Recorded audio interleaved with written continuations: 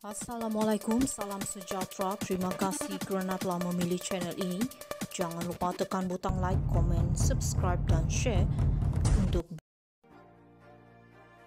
Klip bekas pemimpin UMNO patahkan hujar Rafizi tular ketika kemarahan memuncak harga diesel melonjak. Seorang bekas pegawai Najib Razak mematahkan hujah dan alasan diberikan Rafizi Ramli untuk mempertahankan langkah menghapuskan subsidi pukal diesel, sambil menjelaskan bagaimana beberapa dakwaan Menteri Ekonomi itu bukan saja tidak menepati perkiraan malah tidak masuk akal.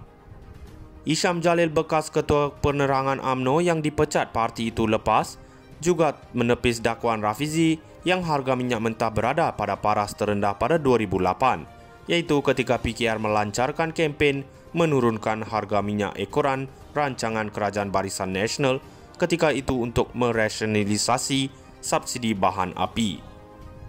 Sebaliknya, Isham yang merupakan sebahagian daripada unit perancang ekonomi di bawah Najib dan ditugaskan mengurus plan rasionalisasi bahan api, berkata harga minyak mentah adalah antara tertinggi pada tahun itu. Maksudnya, tanggungan kerajaan untuk subsidi pada tahun 2008 adalah lebih tinggi. Bukan sekarang ini, kata Isham dalam sebuah wawancara. Pelbagai versi klip wawancara itu menjadi tular di media sosial ketika rakyat Malaysia semakin lantang mempersoalkan hujah kerajaan untuk menghapuskan subsidi diesel di stesen minyak seluruh Semenanjung. Isham mengulas respon Rafizi terhadap seorang individu yang bertanyakan pemimpin PKR itu ketika berucap di Pulau Pinang baru-baru ini. Lelaki itu bertanya kepada Rafizi mengapa Kerajaan Pakatan Harapan gagal menunaikan janji pilihan raya untuk menurunkan harga minyak. Dalam nada marah, Rafizi menjawab kerajaan pada masa lalu hanya perlu membelanjakan sedikit untuk subsidi minyak, sambil berkata ia cuma sekitar RM3 bilion daripada bajet RM200 bilion bagi menetapkan harga petrol pada RM1.90 seliter. Rafizi berkata kempen beliau sebelum ini ketika dalam blok pembangkang untuk menurunkan harga minyak adalah kerana kerajaan ketika itu masih mampu meneruskan subsidi.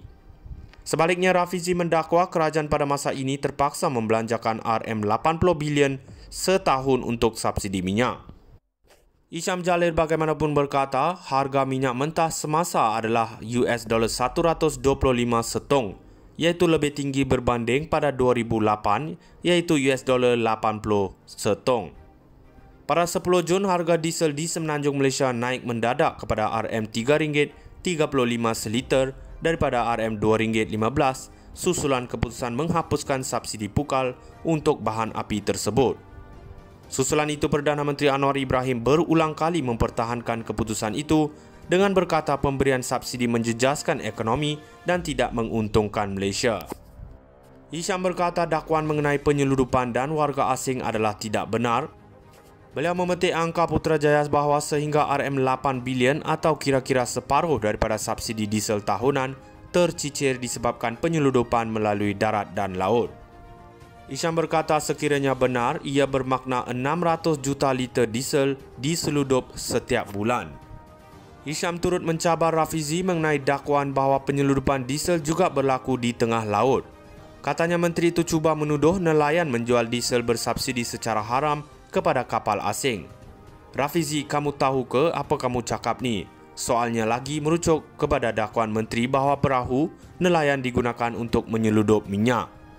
Tak payah ambil 20 juta liter, ambil 10 juta liter lah, kata Isham, memberikan andaian separuh daripada diesel diseludup berlaku di tengah laut. Kamu tahu tak, Rafizi, berapa puluh ribu bot perahu nelayan ini diperlukan untuk pergi ke tengah laut? Takkan APMM dan tentera laut tak nampak, katanya merujuk kepada agensi penguatkuasa maritim Malaysia. Isham berkata Rafizi mungkin menyedari angkanya tidak masuk akal menyebabkan menteri itu mendakwa penyeludupan dan ketirisan berlaku dalam negara dengan cara diesel bersubsidi dibeli di stesen minyak sebelum dijual secara haram kepada industri.